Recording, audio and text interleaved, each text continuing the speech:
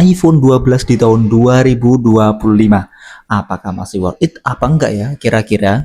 Nah, langsung aja di sini saya akan bahas iPhone 12 di tahun 2025 apakah masih worth it apa enggak ya?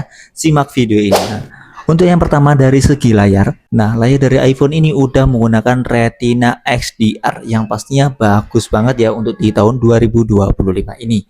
Nah, layarnya juga udah OLED loh, yang pasti ini memiliki nilai plusnya. Cuman dari segi minusnya yaitu untuk bagian layar yaitu di bagian sini nih. Di bagian poninya itu tebal ya kalau dibandingkan sama iPhone 13 sama iPhone 16 yang udah Dynamic Island ya. Nah, ini kan launchingnya pada tahun 2020 jadi wajar ya kalau poninya ini tebal seperti ini ya. Tapi overall sih untuk layarnya sih enak-enak banget ya. Apalagi udah Retina XDR teman-teman. Itu adalah nilai plusnya. Lanjut. Untuk dari segi chipsetnya sendiri, iPhone 12 ini udah menggunakan Bionic A14 ya, yang pastinya ini keluar pada tahun 2020 dengan yang performa paling gak hard di kelasnya ya.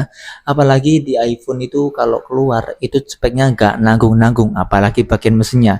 Tapi apakah di tahun 2025 ini setelah 5 tahun, apakah speknya masih hebat seperti dulu atau enggak ya?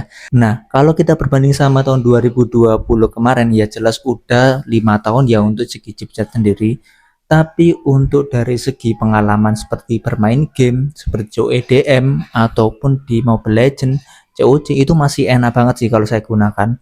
Nah, saya di sini juga untuk gunakan editing video YouTube saya seperti editing saat ini. Nah, ini menggunakan iPhone 12 dan untuk hasil sendiri itu enak banget ya. Kalau saya untuk urusan editing saya nggak ada kecewa sama sekali dengan iPhone ini soalnya ini bagus banget teman-teman. Untuk CPU dari iPhone 12 ini udah menggunakan CPU 6 core dengan 2 core performance dan 4 core efisien ya teman-teman. Untuk dari segi GPU nya sendiri ini udah GPU-nya 4 core. Nah, lanjut dari segi kamera. Kamera sendiri dari iPhone adalah kebanggaan sendiri ya kalau pengguna iPhone itu menggunakan kameranya. Soalnya kamera dari iPhone ini memiliki kelas sendiri ya daripada HP yang lainnya. Untuk segi kameranya sendiri iPhone 12 ini memiliki kamera 12 megapiksel dengan bukaan 1,6 diafragma ya untuk bagian utamanya, dan untuk di bagian ultrawide-nya sendiri ini juga 12 megapiksel tapi dengan diafragma 2,4. Jadi wajar banget ya kalau penggunaan malam hari untuk menggunakan kamera ultrawide itu terasa kurang soalnya diafragmanya bukannya kecil teman-teman, seperti itu.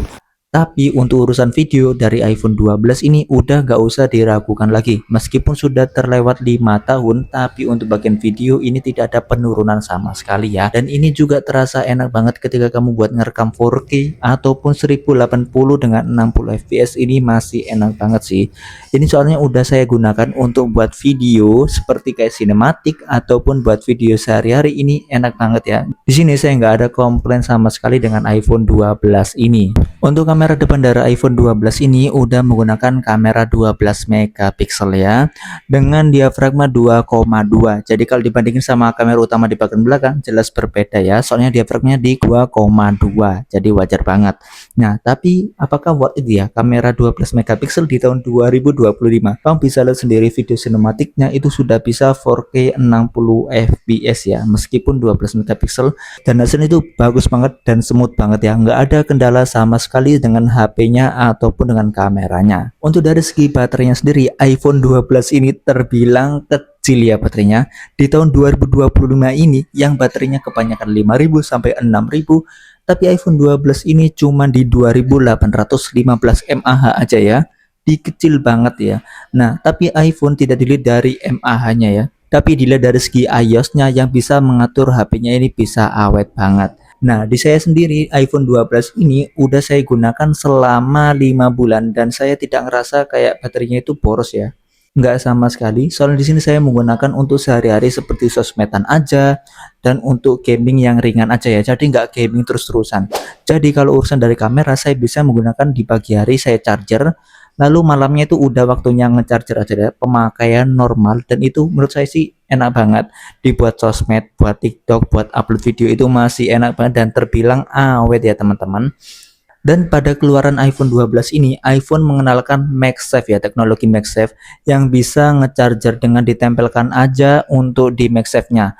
Nah, ini tuh udah mendukung 15 watt. Jadi untuk kalian yang menggunakan MagSafe bisa banget kamu gunakan di iPhone 12 ini ya. Jadi di tahun 2025 iPhone 12 ini nggak ketinggalan zaman sekali. Untuk charger utamanya di bagian bawah sini itu iPhone udah bisa memasukkan 20 watt ya teman-teman. Kalau dibanding dengan Android ya jelas kalah. 20 watt di kelas 2025 ini jelas kalah ya. Tapi iPhone bisa nge-charger selama 30 menit aja udah masuk 50% ya. Lanjut, dari segi jaringan. Nah, iPhone 12 ini meskipun launchingnya tahun 2020 tapi udah menggunakan jaringan 5G teman-teman. Jadi meskipun teman-teman pakai selama 2 tahun ataupun 3 tahun itu masih aman banget ya.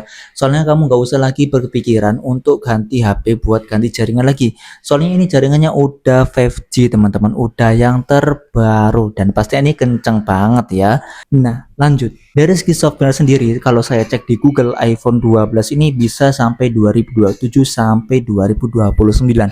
Jadi masih aman banget dan masih panjang banget ya untuk dari segi update softwarenya ya. Jadi kamu nggak usah khawatir lagi.